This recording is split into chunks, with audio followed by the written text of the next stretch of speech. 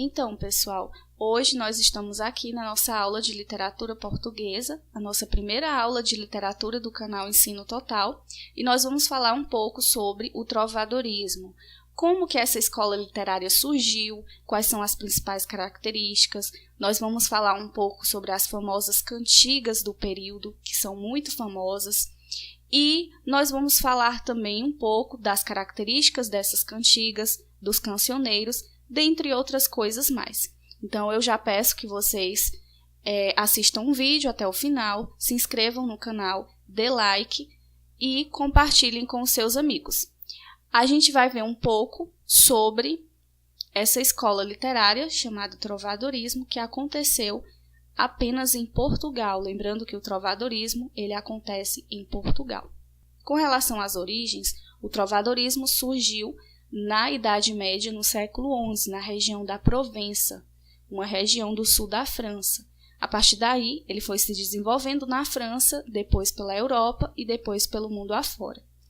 Então, com relação à sociedade do período, o que predominava era o feudalismo. E o feudalismo ele é muito interessante para a gente entender o que foi o trovadorismo a partir dessa relação de sucerania e vassalagem. A relação a que o senhor feudal colocava, disposto na sociedade da época. Lembrando, pessoal, que o feudalismo ele tinha esse poder centralizado nas mãos desse senhor feudal. E esse senhor feudal ele cedia parte de sua terra a um vassalo, que era quem cultivava essa terra. Então, a partir daí foi que se deu essa relação entre suceranos, que era quem tinha mais posses, e os vassalos, que era a camada mais baixa, uma das camadas mais baixas dessa sociedade. Então, foi a partir daí que a gente tem notícia do nosso primeiro documento escrito em literatura portuguesa, que se tem notícia, que foi a Cantiga da Ribeirinha. Essa Cantiga da Ribeirinha, famosíssima, vocês vão encontrar nos livros de literatura, nos cursinhos, e ela é do Paio Soares de Taveiroz. Ela tem início entre 1198 ou 1189. Nós não sabemos exatamente qual foi a data a que essa cantiga se desenvolveu, se foi em 1198 ou 1189. Mas por que nós não sabemos a data? Porque nesse período nós não temos, desse momento, informações e datas exatas, tá, pessoal? Então, por isso que a gente não vai saber realmente qual das duas datas que a cantiga foi escrita. E a Cantiga da Ribeirinha, ela vai dizer: no mundo não me sei pareia, mentre me for como me vai, caja amor por vós e ai, minha senhor, branca e vermelha, queredes que vos retraia, quando vos eu vi em saia, mal dia me levantei, que vos em tom não vi feia. Paio Soares de Taveiroz. Então, nessa cantiga, a gente já pode ter uma ideia inicial do trovadorismo, analisando-a, a partir dessas palavras diferentes que a gente vai ver, A gente vai ver ali palavras como mentre, minha senhor, em tom, entre outras palavras que não são palavras comuns na nossa língua portuguesa atual, na nossa língua portuguesa usual.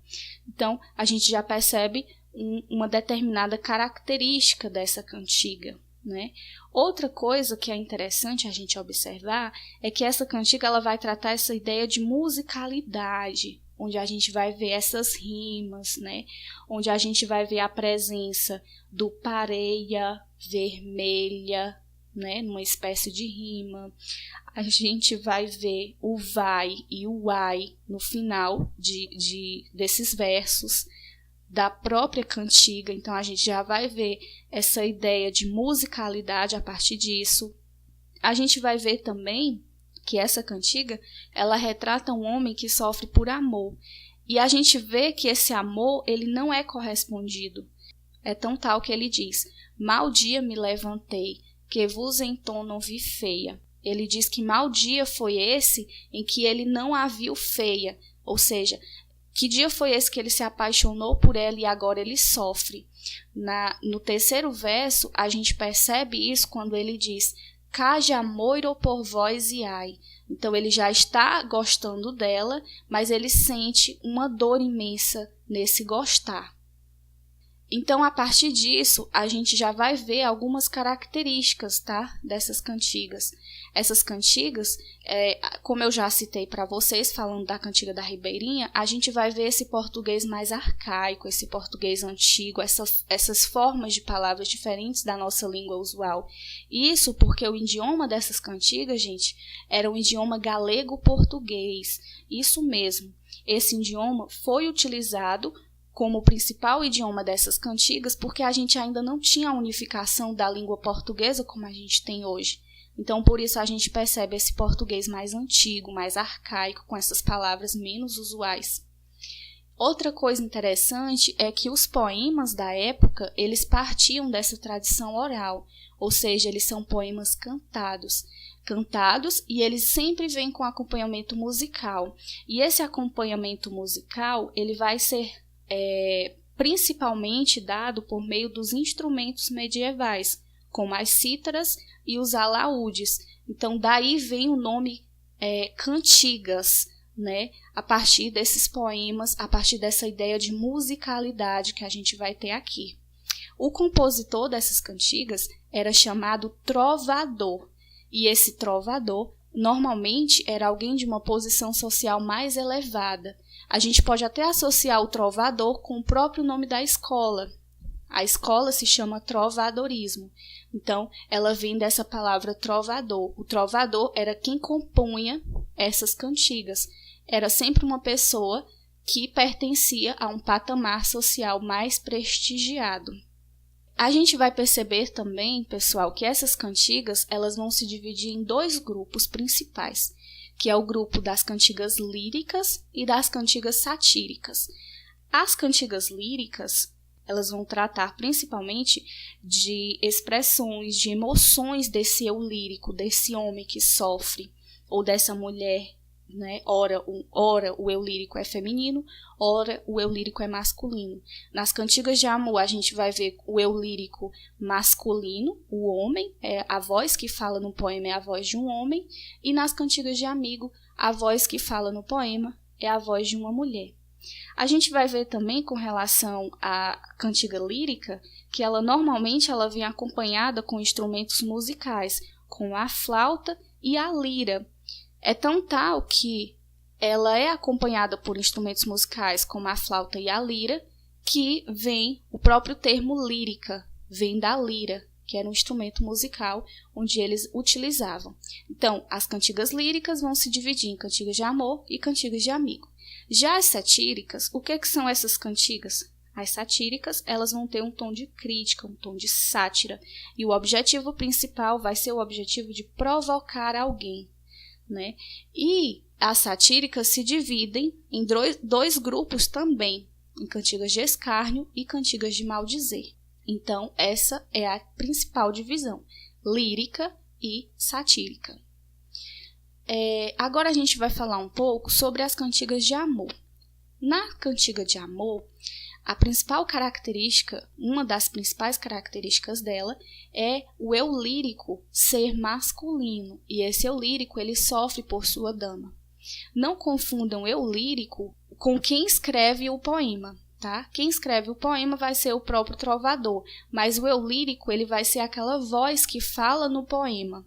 Quando você lê um poema, tem uma voz que fala no poema, essa voz vai ser a voz do eu lírico. Então, esse eu lírico ele sofre por sua dama. A mulher, pessoal, ela é uma mulher inalcançável aos seus apelos. A mulher jamais vai corresponder a esse sentimento amoroso. Então, daí vem a ideia de amor cortês, ou seja, aquele amor inalcançável. Esse eu lírico se dirige à sua dama, na maioria das vezes utilizando-se dos termos senhor ou minha dona. Ele utilizava esses termos, pessoal, só lembrando, porque nesse período eles utilizavam senhor ou minha dona, porque nessa época a língua das cantigas ela era em galego-português, como eu já citei. Então as palavras terminadas em OR, como senhor, pastor, elas não tinham essa designação para o feminino. A gente vai ver também nas cantigas de amor a presença da coita. E o que vem a ser a coita? A coita seria esse sofrimento amoroso. Então, esse sofrimento amoroso na cantiga de amor, ele é bem perceptível. E aqui eu trouxe um exemplo para vocês do Afonso Fernandes. A gente vai ver um trechinho, tá? Então, ele vai dizer assim: Senhora minha, desde que vos vi, lutei para ocultar esta paixão, que me tomou inteiro o coração, mas não posso mais e decidi que saibam todos o meu grande amor, a tristeza que tenho, a imensa dor que sofro, desde o dia em que vos vi. Afonso Fernandes. Então, nessa cantiga, pessoal, a gente vai perceber um homem que sofre por amor.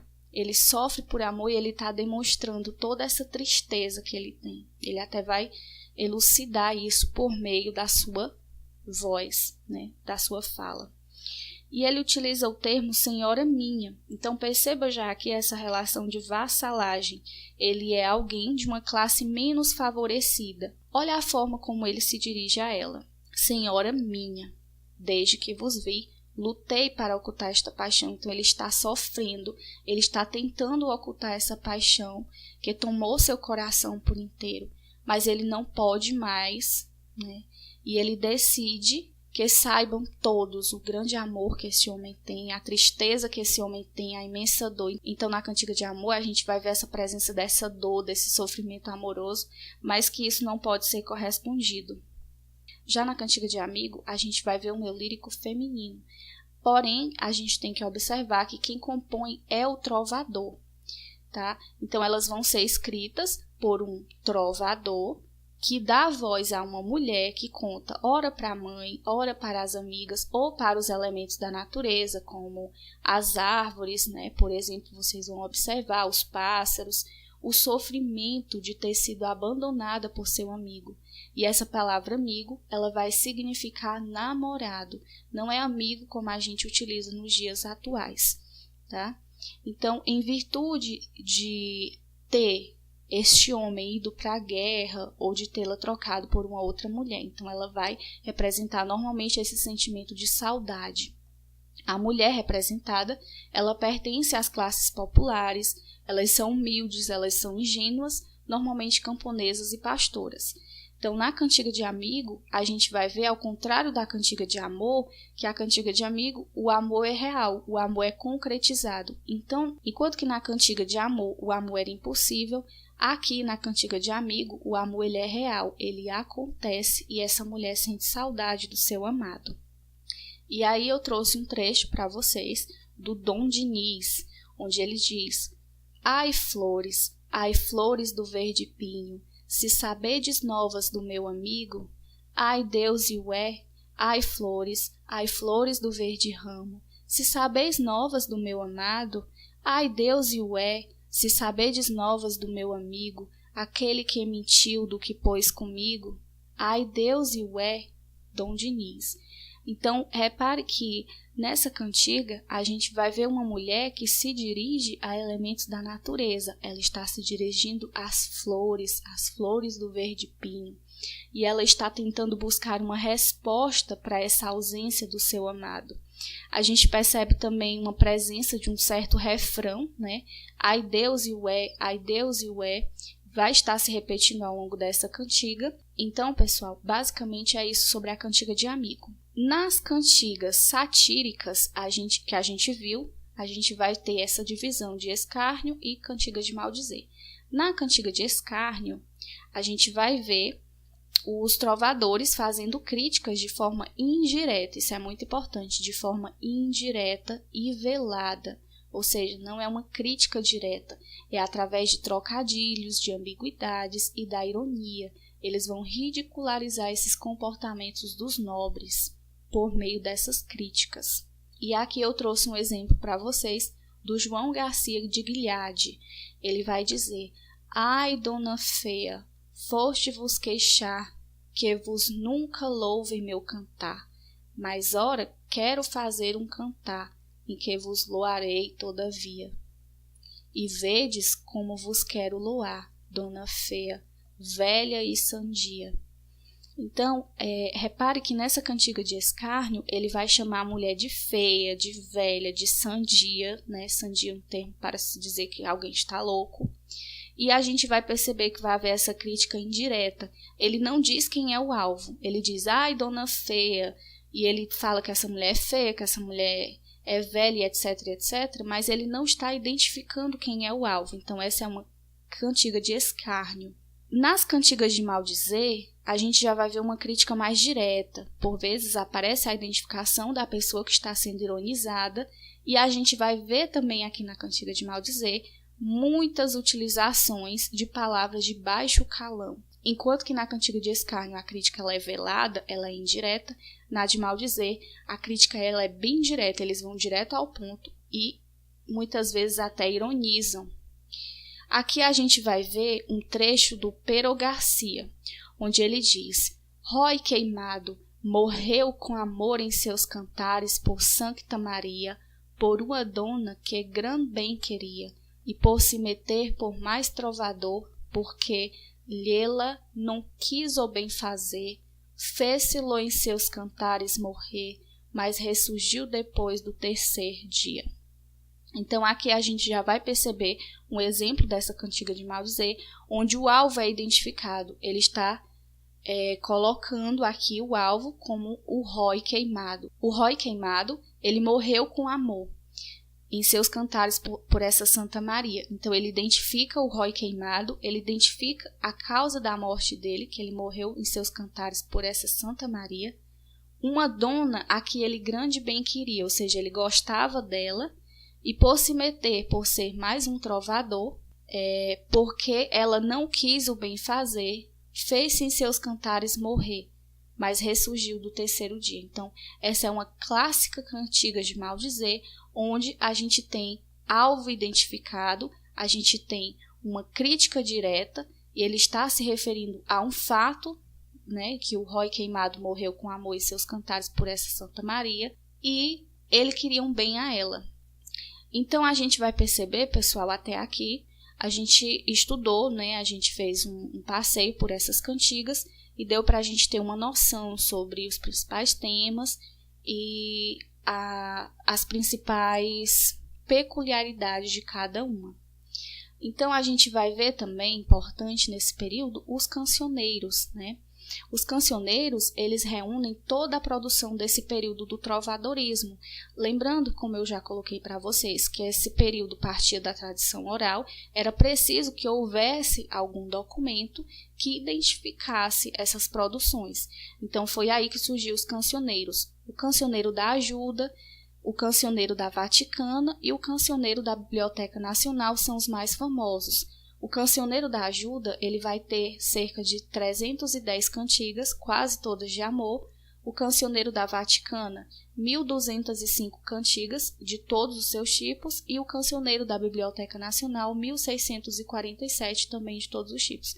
Então, é importante para vocês saberem a ideia geral dos cancioneiros e que os três principais são esses que eu elenquei aqui para vocês.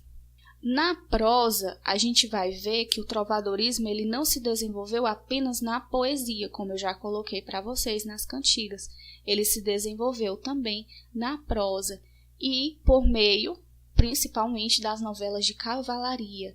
E essas novelas de cavalaria, elas apresentavam basicamente as aventuras desses cavaleiros, né, da Idade Média e tudo mais. Lembrando que o trovadorismo, como ele se situava na Idade Média, então ele vai tratar dessas aventuras, desses cavaleiros, as ideias de lealdade, de honra, os ideais cristãos também vão estar presentes. E a gente tem como principais novelas o Rei Arthur, Cavaleiros da Távola Redonda e A Demanda do Santo Graal. Então agora a gente vai responder 2 questões para fixar melhor esse conteúdo. Na primeira questão, a gente tem aqui no enunciado: é correto afirmar sobre o trovadorismo que os poemas são produzidos para serem ensinados? As cantigas de escárnio e maldizer têm temáticas amorosas? Nas cantigas de amigo, o eu lírico é sempre feminino? As cantigas de amigo têm estrutura poética complicada? As cantigas de amor são de origem nitidamente popular? Então, gente, para a gente responder essa questão, a gente tem que levar em consideração aquilo que foi tratado na aula. Sobre o trovadorismo, a gente vai ver que os poemas são produzidos para serem cantados e não encenados, né? Então, a alternativa A já está descartada. Alternativa B. As cantigas de escárnio e maldizer têm temáticas amorosas? As cantigas de escárnio e de maldizer, elas não têm temáticas amorosas. A gente viu até aqui que as cantigas de escárnio e de maldizer, elas vão ter uma temática mais de crítica, né? Então, a alternativa B está descartada.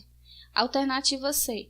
Nas cantigas de amigo, o eu lírico é sempre feminino? Lembrando que na cantiga de amigo, como eu já coloquei aqui para vocês, o eu lírico ele é feminino sim.